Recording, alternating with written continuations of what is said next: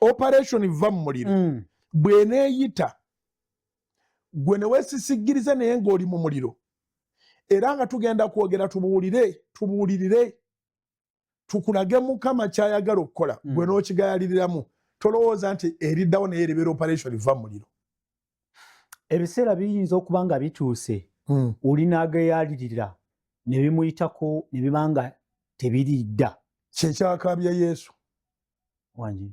Yesu yakaaba nga ayingira mu Yerusaalemi ng'alaba tibamanyi biro. Ebiro byabayitako.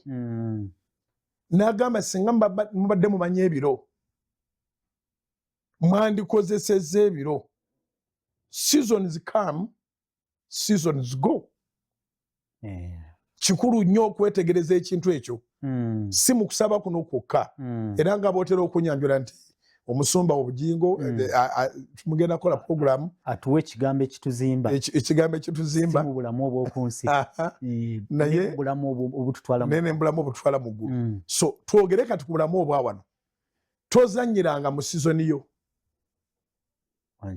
Ebiro byonna si bibyo.